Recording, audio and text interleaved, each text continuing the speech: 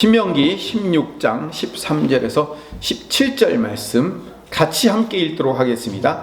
너희 타작마당과 포도주 틀에 소출을 거두어 들인 후에 이래 동안 초막절을 지킬 것이요 절기를 지킬 때에는 너와 내 자녀와 노비와 내 성중에 거주하는 레위인과 객과 고아와 과부가 함께 즐거워하되 내 하나님 여호와께서 택하신 곳에서 너는 이래 동안 내 하나님 여호와 앞에서 절기를 지키고 내 하나님 여호와께서 내 모든 소출과 내 모든 손으로 행한 모든 일에 복 주실 것이니 너는 온전히 즐거워할지니라.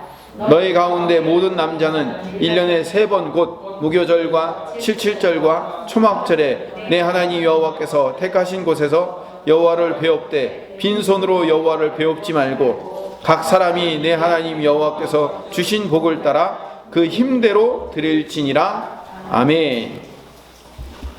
수장절 또는 장막절이라고도 불리우는 이 초막절은 우기가 시작되는 겨울이 시작되면서 유대력으로는 7월인데 우리 양력으로 따지면 한 11월 지금쯤 됩니다. 그 11월 달에 이 초막절이 시작되는데 유대인들의 3대 절기 무교절, 칠칠절 그리고 초막절, 이 세 절기 중에 가장 중요한 절기 중에 하나가 초막절입니다. 이 초막절은 한 해의 마지막 추수기에 마지막으로 익은 곡식과 과일을 거두면서 하나님 앞에 감사를 드리는 제사로 7일 동안 진행이 됩니다. 원래는 우리 성경에는 초막절이라고 번역이 되어 있는데 원어에 보면 장막이라고 번역하는 것이 훨씬 맞습니다. 이 성경이 처음 번역되던 당시는요, 조선 말이라 우리는 오두막 하면은 뭘로 지어요? 초막으로 짓잖아요. 그렇죠? 그런데 이스라엘의 광야에서 살던 사람들은 초막으로 지을 수 없어요. 풀이나 나무로 지을 수가 없어요. 거기서 거의 대부분 장막이에요. 그래서 장막절이라고 말하는 것이 훨씬 더 성경적인 해석입니다. 이 초막절에 해야 될 가장 중요한 것은 광야 시대에 살던 것처럼 장막을 조그만하게 지고 일주일 동안 그 안에 들어가서 사는 거예요. 레위기 23장 42절 43절에 보면 읽어볼까요? 너희는 이래 동안 초막을 거주하되 이스라엘에서 난 자는 다 초막에 거주할지니 이는 내가 이스라엘 자손을 애굽 땅에서 인도하여 내던 때에 초막에 거주하게 한 줄을 너희 대대로 알게 함이니라. 나는 너희의 하나님 여호와이니라. 그러니까 광야의 삶을 되돌아보면서 기념하면서 우리가 광야에서 이렇게 고생했다는 조상들이 그렇게 고생하고 어려운 일을 겪고 그것을 통과해서 가나안 땅으로 들어와서 이제 살게 된 하나님의 은혜에 감사하며 하나님이 주신 젖과 꿀이 흐르는 땅에서 이제 농사를 지어서 결실할 수 있는 복을 주셨다는 것에 대해서 감사하는 감사의 절기예요. 그래서 감사하는 의미도 있지만 또 하나는 광야의 삶, 고난의 삶을 되돌아보는 절기이기도 합니다. 그래서 광야 초막에서 고생했던 시절을 기억하면서 이제는 우리가 풍성한 곡식과 열매를 거둘 수 있음에 대해서 감사하는 거죠. 이 유대의 절기 안에는요, 하나님의 오묘한 구원 계획이 여기 담겨져 있어요. 이스라엘 백성들이 지켰던 이 절기에는요, 3대 절기가 있습니다. 크게 봄절기, 여름절기, 가을절기 이 세 절기로 구분됩니다. 봄절기는 6월절과 무교절이죠. 그리고 무교절의 마지막 8일째 초실절이 붙어 있습니다. 6월절과 무교절은 뭘 의미하냐면 예수 그리스도의 오심, 천국 복음의 씨 뿌림을 의미하는 거예요. 우리의 구원 사역을 의미하는 거죠. 여름절기는 칠칠절 또는 오순절이라고도 불리우는데 성령님이 오심으로 말미암아 예수님이 뿌려주신 그 구원의 씨가 왕성하게 자라고 성장하는 것을 의미하는 겁니다. 그리고 이제 가을절기는 나팔절, 속죄절과 함께 마지막 장막절이죠. 이 장막절은 거두고 마무리하는, 완성하는 절기예요.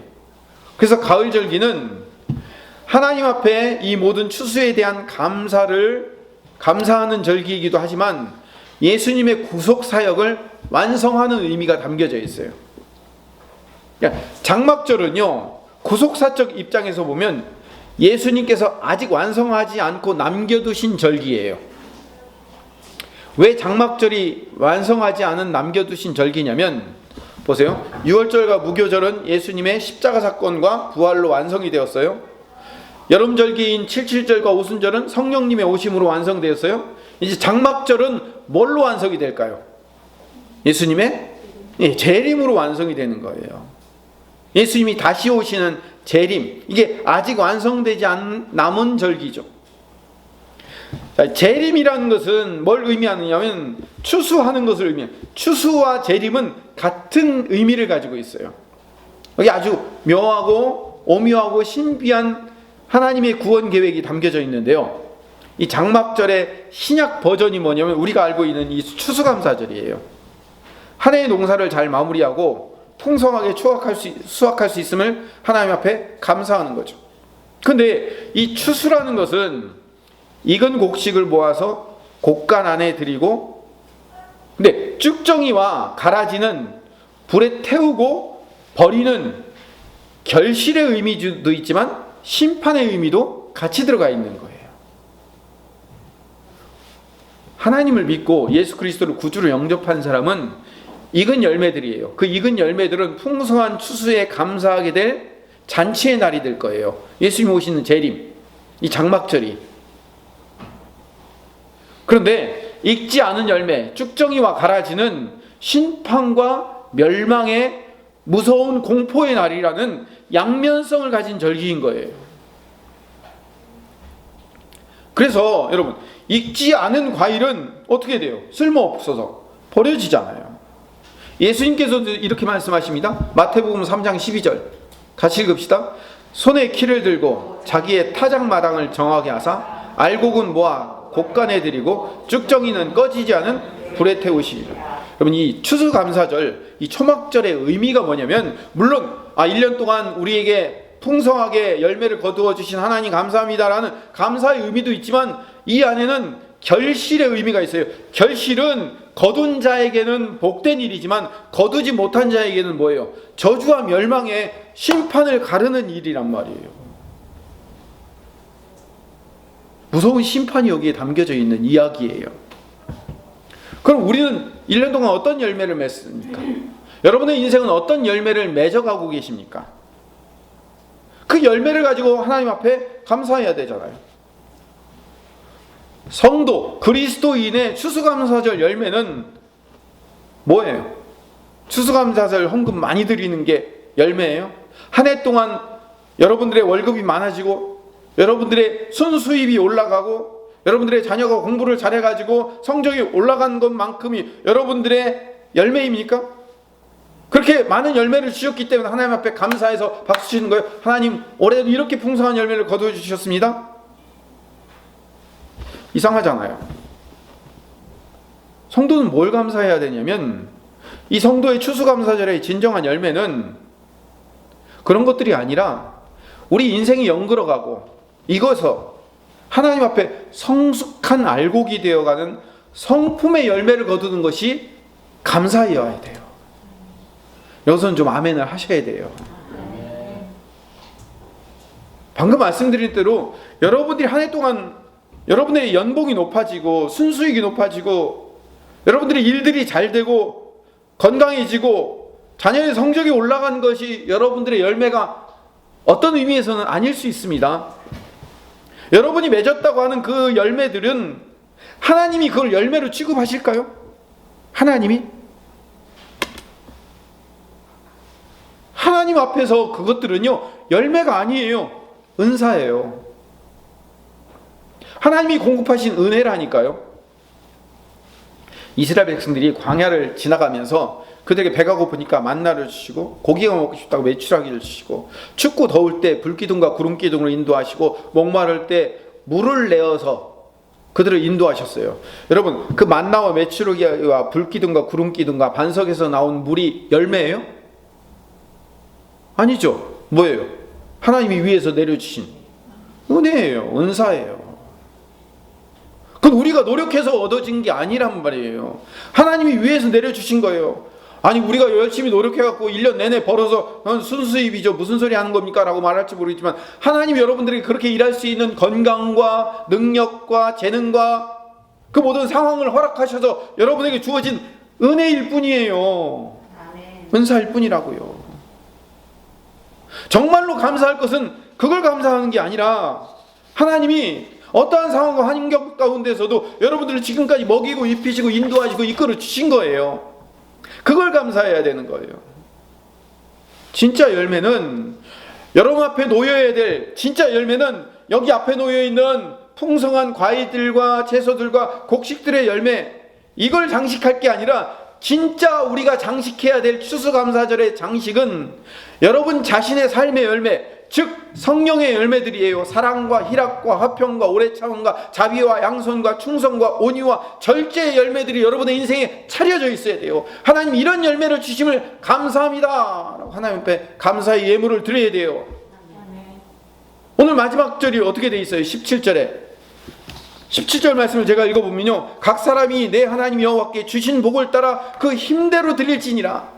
그 힘대로 뭘 드려야 돼? 추수감사절 감사의 힘을 많이 드리라는 얘기인가 보다. 물론 드리면 좋죠. 그런데 여기서 우리가 힘대로 힘껏 드려야 될 건 뭐냐면 우리의 성품의 열매들을 힘껏 내어서 드려야 되는 거예요. 추수감사절은 내가 1년 동안 내가 지금까지 살아오면서 나의 성품의 열매가 여물고 익어서 다른 사람들에게 양식이 되는 거죠. 여러분, 나라는 나무에 그런 성품의 풍성한 열매들이 사랑과 희락과 화평과 오래 참음과 자비와 양선과 충성, 온유의 열매들이 내 안에 주렁주렁 매달리면 그거 누가 따먹어요? 내가 내 거 따먹어요? 누가 따먹죠? 예, 여러분들의 배우자, 여러분들의 자녀, 여러분들의 교회 동료들과 이웃들이 따먹잖아요. 그 풍성함을 다른 사람들에게 따먹을 수 있도록 만들어내는 거예요. 그 열매잖아요. 그렇게 풍성한 열매를 주렁주렁 매달아 놓는 이유는 그걸 나누는 거예요. 나누는 거. 베풀고 나누기 위해서.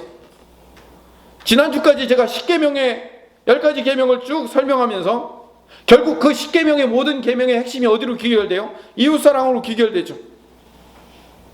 우리가 성장하며 우리가 성숙한 열매를 이웃들이 따먹으로 말미암아 그 이웃들이 우리의 배려에 감사하며 우리의 사랑에 녹아지며 우리의 헌신과 희생으로 기뻐하게 되는 진짜 열매들을 우리가 맺는 거란 말이에요. 여러분들 그 열매를 맺으시고 그 열매 때문에 감사하는 추수감사절이 되시기를 간절히 소망합니다. 아멘. 그 이웃사랑의 열매가 이 천국의 곳간에 쌓이는 거예요. 여러분들이 연봉이 높아지고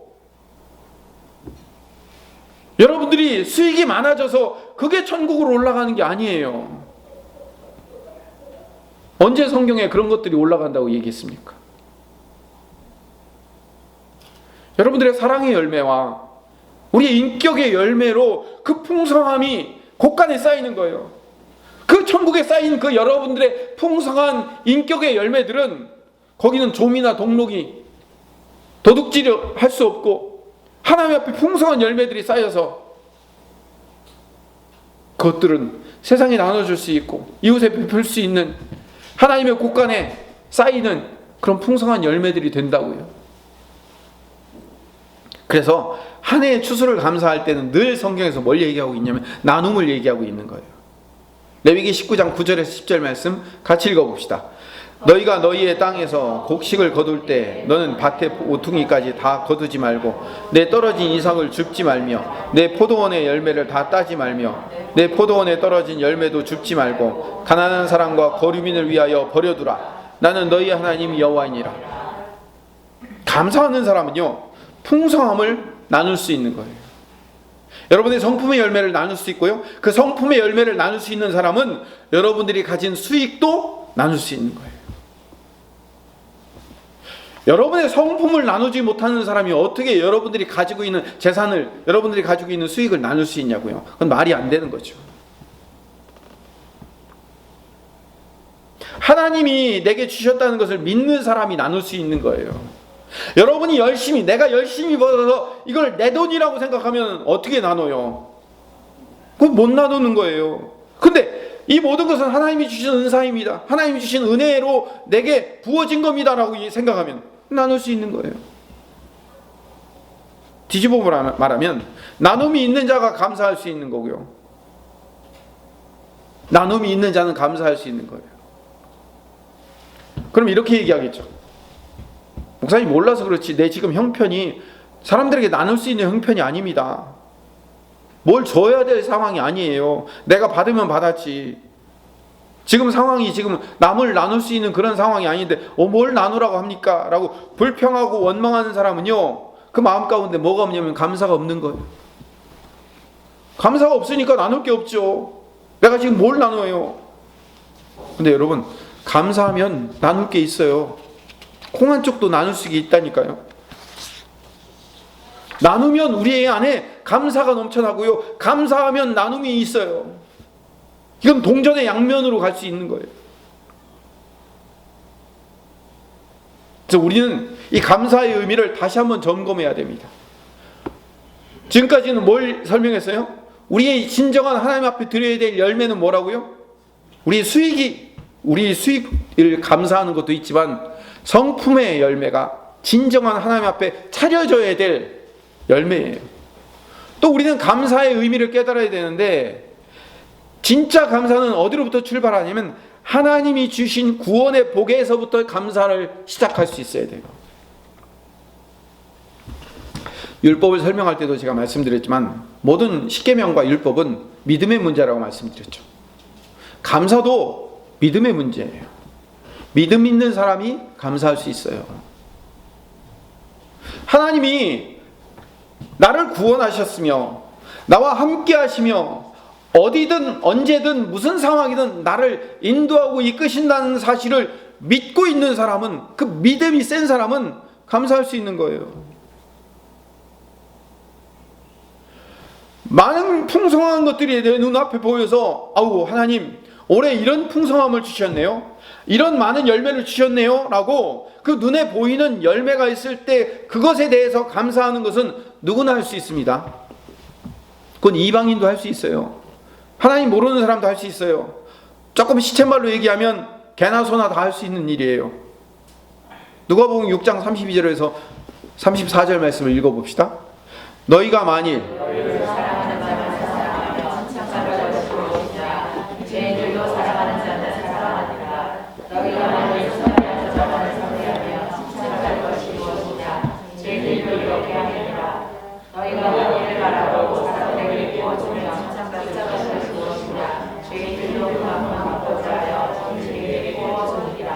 여러분, 좋은 일 생기면 감사하죠.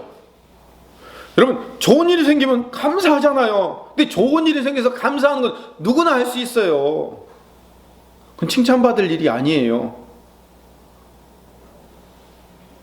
그리스도인만 할 수 있는 감사가 있어야 돼요. 그게 바로 하박국이 고백한 감사라고요. 하박국이 어떻게 고백했냐면 하박국 3장 17절에서 18절 말씀 읽어봅시다. 호박국이 아니고요, 하박국이에요. 예, 눈을 뜨시오. 저를 보십시오. 그리고 하박국 3장 17절 18절 말씀을 큰 소리로 읽어봅시다. 시작.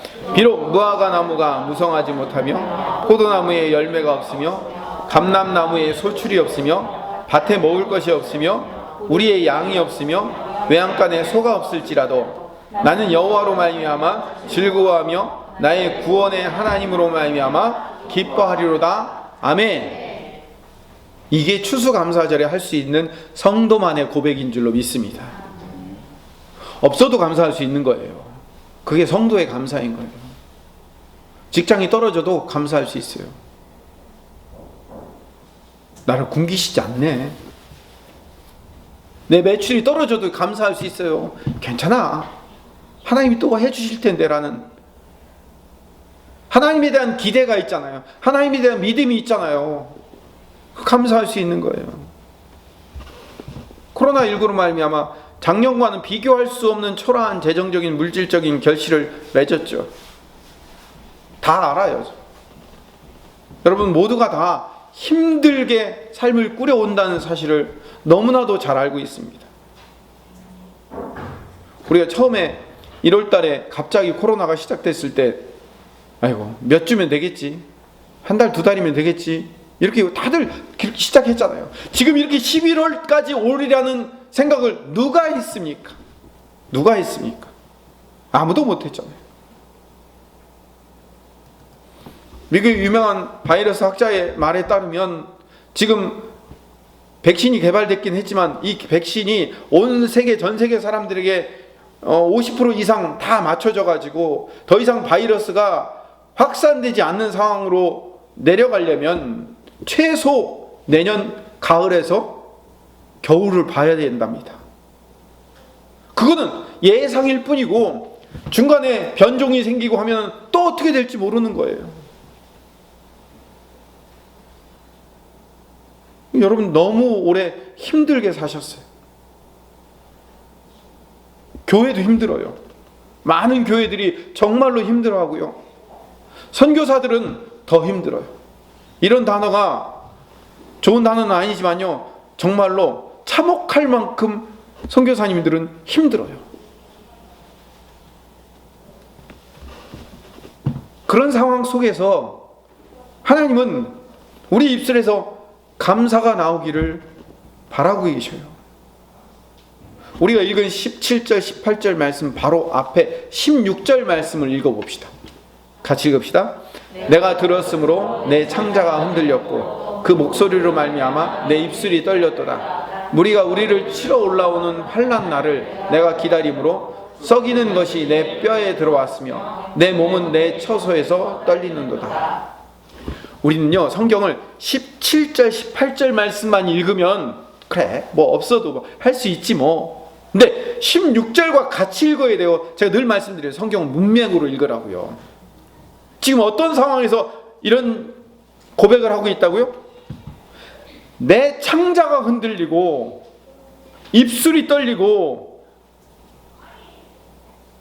바깥에 적들이 쳐들어와서 썩는 것이 내 뼈에 들어올 정도로, 뼈에 사무칠 정도로 떨리는 그 상황 속에서도 무화과나무 잎이 마르고 포도 열매가 없고 감람나무에 소출이 없고 밭에 먹을 것이 없고 우리의 양과 소가 없을지라도 하나님만으로 찬송하겠습니다. 제가 늘 말씀드리는 거 있죠. 우리는 예수 그리스도만으로 충분합니다. 예수 그리스도만으로 충분합니다. 이 고백이 나오는 거예요. 그게 진정한 감사인 거예요. 누가 찬송을 만드는지 모르겠지만 무화과나무 잎이 마르고 포도 열매가 없으며 감람, 우리 이런 찬송이 아니에요. 사실은 이게 박수치며 찬송할 게 아니라고요. 이 몸이 떨릴 수밖에 없는, 뼈에 사무칠 수밖에 없는 이 상황 속에서도 나는 여호와만으로 충분합니다. 나는 예수 그리스도만으로 충분합니다. 이게 진정한 감사인 거예요. 이게 종말적인 신앙을 가진 자들, 천국 시민으로서의 감사이며 하늘의 상급을 쌓는 자로서의 감사인 거예요. 내가 가지고 있는 재산, 내가 가지고 소유한 것들을 많이 하나님 앞에 드려서 하나님 앞에 쌓아놔야지. 그게 감사가 아니에요. 그게 쌓아놓는 게 아니라 어떠한 상황과 환경 속에서도 하나님이 일하실 것을 기대하며 하나님만으로 감사하는 것이 우리 입술에, 우리의 삶에서 고백되어질 때 하늘의 상급이 쌓이는 거예요. 여러분, 하박국 선지자의 고백의 바울 버전이 뭔지 아십니까? 데살로니가전서 5장 16절에서 18절 말씀이에요. 여러분 잘 아시는 말씀이에요. 같이 읽어봅시다. 항상 기뻐하라. 쉬지 말고 기도하라. 범사에 감사하라. 이것이 그리스도 예수 안에서 너희를 향하신 하나님의 뜻이니라. 사도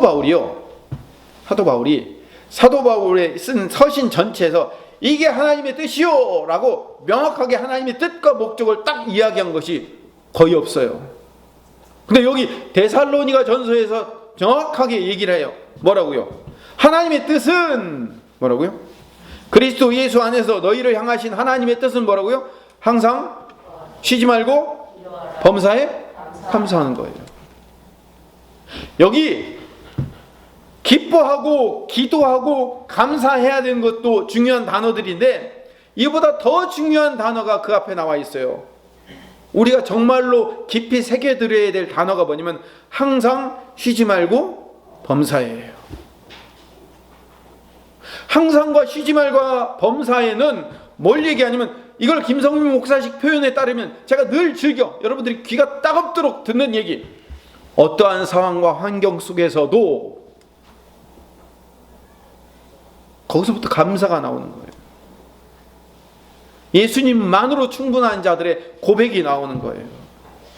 그게 바로 항상 기뻐하고 쉬지 말고 기도하며 범사에 감사하는 하나님의 뜻인 거예요.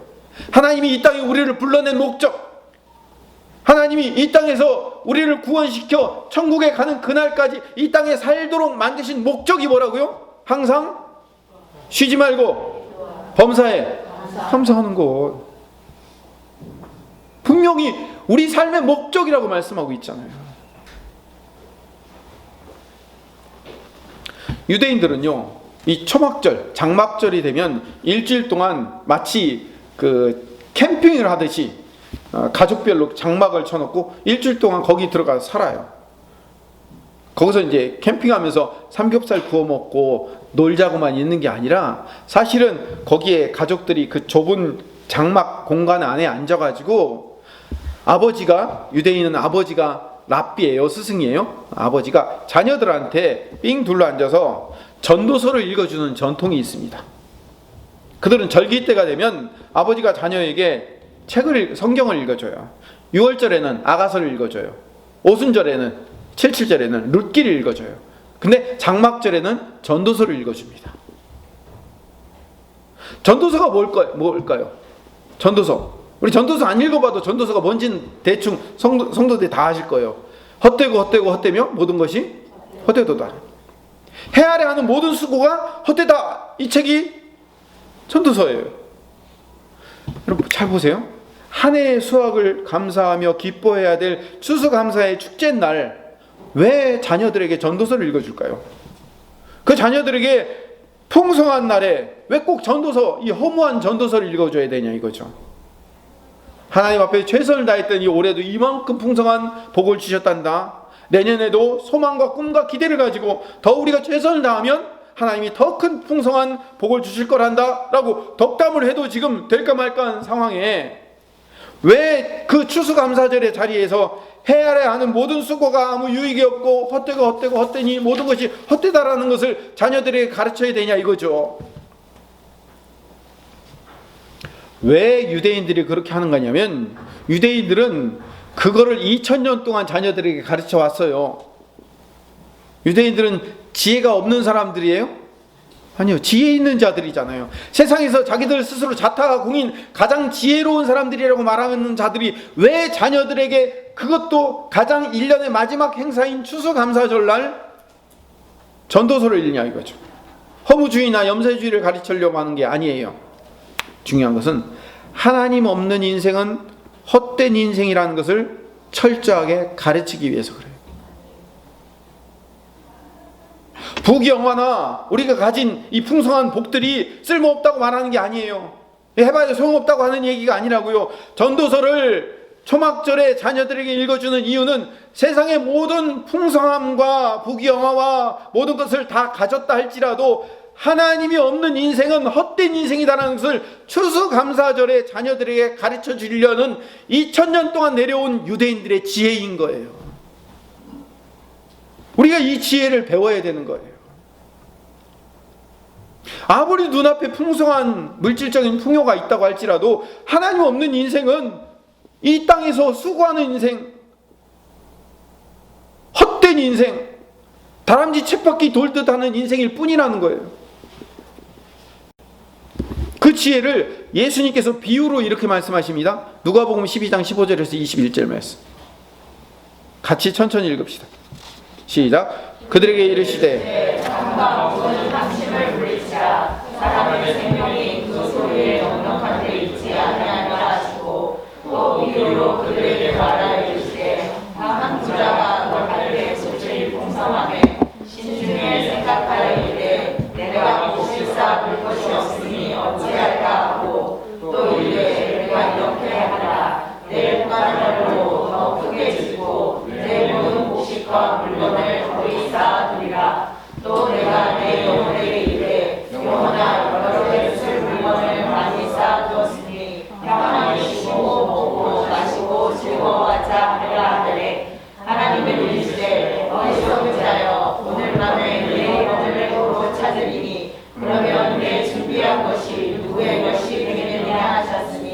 자기를 위하여 재물을 쌓아놓고 하나님께 대하여 부요하지 못한 자가 이와 같으니라. 이 비유를 시작하기 전에 뭐라고 얘기하냐면 예수님께서 사람의 생명이 그 소유에 넉넉한 데 있지 않다는 것을 보여주기 위해서 이 비유를 설명하신 거예요. 예수님의 비유 속에서 이 부자는요, 풍성한 소출을 얻고선 창고가 모자라니까 창고를 더 크게 지은 다음에 혼자 기뻐하고 있어요. 혼자 추수를 기뻐하고 있다고요. 근데 여러분, 중요한 단어가 하나 빠졌어요. 뭐가 빠졌어요? 감사가 빠졌잖아요. 하나님이 없기 때문에 감사가 없는 거예요. 이 풍성한 소득을, 이 풍성한 부요함을 혼자 즐기려고만 했지 그 주신 하나님에 대한 감사가 없어요. 감사가 없으니까 뭐가 없어요? 나누는 것도 없잖아요, 지금. 감사가 없으니까 하나님이 나와 동행한다는 것, 하나님이 주신 것이라는 사실에 대한 진정한 감사가 없으니까 하나님이 뭐라고 얘기하시냐면 오늘 밤에 내 영혼을 데리고 가면, 아까 처음에 말씀드렸죠. 추수감사에 무슨 의미가 있다고요?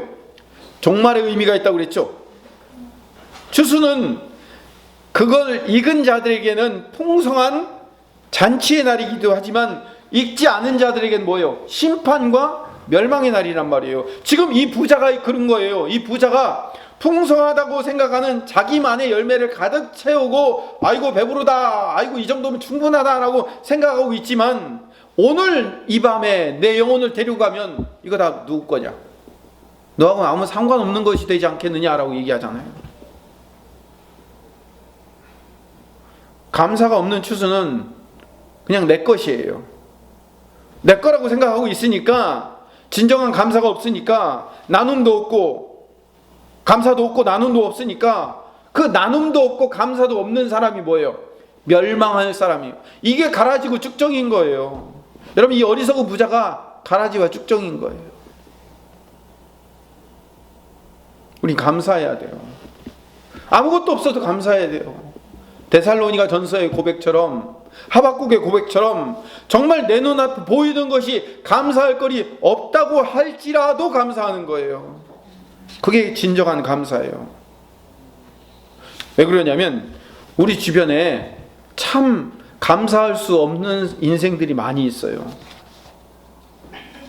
그런 사람을 보면서 여러분 그 집에서도 다니엘 기도에 다 듣고 참여하고 계시죠?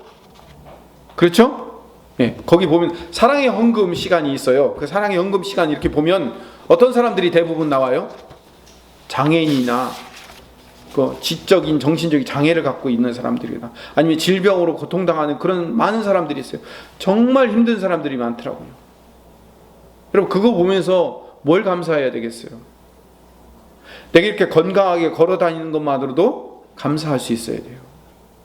아프지 않은 것만으로도 감사해야 돼요. 내 자녀가요 손가락 발가락 제대로 달리고 눈, 코, 입 있는 것만으로도 감사할 수 있어야 돼요. 그게 감사가 돼요? 안 되죠. 근데 그게 감사인 거예요. 어느 날 갑자기 정신적으로 문제가 생기고 신체적으로 문제가 생기고 암에 걸리고 그래 보세요. 그 가족들이 얼마나 그 한 사람을 위해서 고통당하고 애쓰겠냐고요. 얼마나 큰 감사예요. 여러분 그보다 더 놀라운 감사가 우리에게 있어요. 우리는 하나님을 믿고 있으며 하나님이 우리에게 선물로 예수 그리스도라는 이 세상에 그 어떤 것도 비교할 수 있는 어마어마한 선물을 우리에게 주셔서 우리는 이제 천국의 시민권자가 되었고 하나님의 자녀가 되었고 우리는 이제 예수님만으로 충분하다는 사실에 감사할 게 아니냐고요. 혹여 내가 다른 사람보다 다른 가정보다 좀 적게 받은 것이 있다. 난 다른 데보다 좀 못났다. 난 다른 사람보다 좀 덜 받았다. 라고 생각하는 사람도 감사해야 돼요. 왜냐하면 하나님께서 감당할 만한 사람에게 감당할 것을 주셨기 때문에 그런 거예요. 여러분의 믿음이 강하고 굳건하기 때문에 그런 사람을 맡겨주신 거라고요. 다운증후군이나 지적장애를 가졌거나 신체적 장애를 가진 가족들을 가지고 계신 분들에게는요, 하나님께서 그들에게 큰 믿음이, 그들을 포기하지 않을 만한 큰 믿음이 있기 때문에 그들에게 맡겨주신 거예요. 만약에 여러분들에게 그런 사람을 맡겨주시면 여러분들은 견딜 수 있겠습니까? 못 견디죠. 여러분 믿음이 약한 거예요. 오늘 세진 선생님, 저 병원에 검사 받느라고 안 하는데요, 세진 선생님하고 얘기를 하다 보니까 대학도요 혼자 자기가 가더라고요. 막 이렇게 찾아보고 갔대요. 대학 졸업하고선 금방 또 좋은 대기업에 취직하고. 참 그런 아들이 있었으면 좋겠어요. 그런 아들을 장은숙 권사님한테 왜 주셨는지 아십니까? 믿음이 약해서 그런 거예요. 믿음이 약하니까 아들이 괜찮은 아들이 나온 거예요. 저는 믿음이 세잖아요. 웃자고 하는 얘기예요. 현아, 온유야, 웃자고 하는 거다.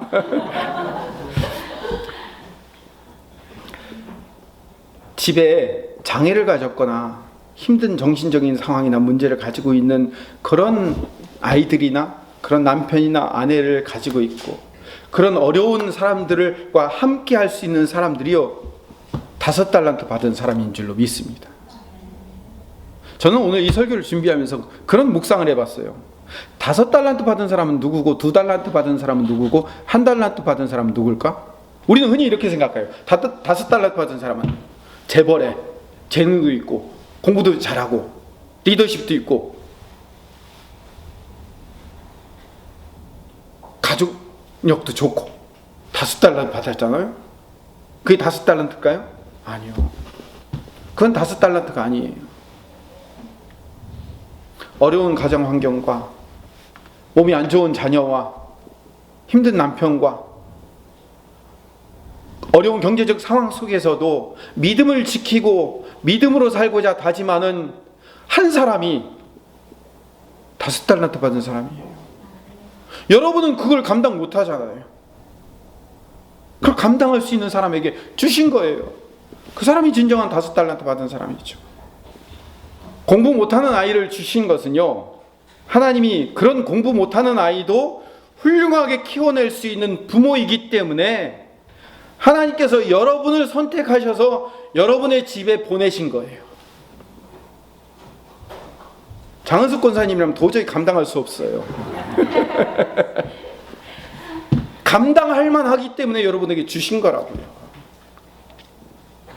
성격이나 성품이 떨어지는 배우자를 주신 이유는 여러분만 감당할 수 있기 때문에 하나님이 믿고, 다른 사람은 다 포기할 수밖에 없어. 근데 너는 포기 안 할 것 같아. 너는 포기 안 할 수 있어. 그래, 내가 너한테 맡길게 라고 맡긴 겁니다. 감사해야죠. 하나님이 얼마나 나를 멋지게 생각하셨길래, 하나님이 얼마나 나를 믿음 있는 사람으로 생각하셨길래 저런 사람을 나한테 맡겨주셨을까? 하나님 나를 좀 크게 보시나 보다. 감사해야죠. 고린도전서 10장 13절에 이건 제가 읽어보겠습니다.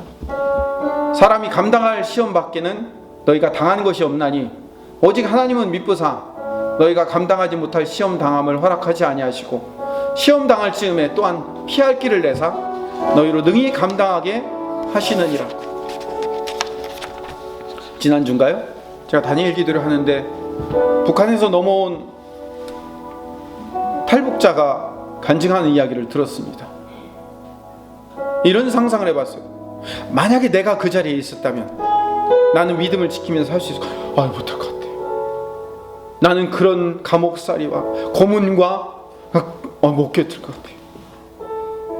믿음이 약해서요. 난 달란트가 약해서 이 부유한 대한민국에 태어나게 하셨어요. 그들은요 달란트가 커요. 10달란트, 20달란트가 있기 때문에 그런 일을 맡겨주신 거라고요.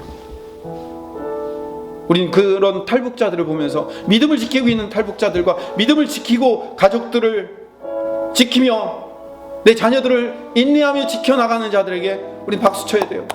감사해야 돼요. 그들의 믿음을 우리는 세워줘야 돼요. 하나님께서 여러분들에게 여러분의 가족을 허락하시고 여러분의 교회를 허락하시고 하나님께서 여러분의 믿음과 성품을 딱 맞춰주신 이유는 하나님의 은혜예요. 하나님의 선물이라고요. 여러분, 훌륭한 목사님이 있는 대형 교회에 다니는 사람들은요, 시원찮은 사람들이기 때문에 다니는 거예요. 왜? 감당할 수 없으니까 거기다 몰아주신 거예요. 다 몰아주신 거예요. 그러나 작은 교회, 훌륭하지 않은 목사님 밑에서 신앙생활 몇 명 안 되지만 할 수 있도록 하나님이 허락하신 것은 여러분이 감당할 수 있는 믿음이 있기 때문에 그런 거예요. 여러분, 훌륭하십니다. 훌륭한 성도들만 모아놨어요. 여러분이 재능과 능력과 은사와 믿음을 하나님이 여러분에게 다 미리 부어주시고 그 재능과 능력과 믿음과 은사를 가지고 여러분의 가족, 여러분의 교회, 여러분의 이웃을 감당할 수 있도록 하나님이 만들어주신 거예요. 그 하나님이 깊은 뜻이 있다고요. 오늘 설교 말씀의 제목이 복 주실 것이니, 그렇습니다. 감사하는 자에게 하나님은 복 주실 것을 믿습니다. 그 복이 늘어날 것을 믿습니다. 여러분, 감사할 때 늘어나는 거예요. 감사거리가 많을 때 감사하는 건 아까 말했죠. 누구나 할 수 있다고요. 그런데 감사거리가 없어 보이는데 하나님 건강한 아이 주셔서 감사합니다. 건강한 남편 주셔서 감사합니다. 잠잘 수 있는 집을 주셔서 감사합니다. 오늘도 떨어지지 않고 먹을 수 있는 양식이 있어 감사합니다라고 여러분들의 감사거리들을 하나씩 둘씩 늘려나갈 때 여러분의 인생에서 자꾸 감사거리들이 넘치게 늘어날 줄로 믿습니다. 그런데 여러분들 먹을 것이 있고 자녀가 있고 가족이 있고 남편이 있고 모든 것이 있음에도 불구하고 나는 이런 게 싫고 저런 게 싫고 요게 싫고 저게 싫어갖고 저 사람 좀 바꿔줬으면 좋겠고 저것 좀 바꿔줬으면 좋겠고 저것 좀 더 해줬으면 좋겠고라고 자꾸 불평과 원망과 불신앙 가운데 살게 되면 이스라엘 백성들 어떻게 됐죠? 광야에서 사라졌잖아요. 흔적도 없이 사라졌잖아요. 오늘 이 추수감사절 이 아침에 우리가 고백할 유일한 한 문장은 범사에 감사하라입니다. 감사하십시다. 감사하십시다. 뭘 감사해요? 뭘? 감사할 게 넘쳐나요. 따져보세요. 감사할 게 넘쳐나요. 그리고 그 감사할 것이 없어 보인다 할지라도 그리 아니하실지라도 하나님 앞에 감사하십시오. 항상 기뻐하고 쉬지 말고 기도하며 범사에 감사해야 될 하나님의 뜻을 발견하고 깨달아 가시는 우리 김포수종교 성도들 되시기를 간절히 소망합니다.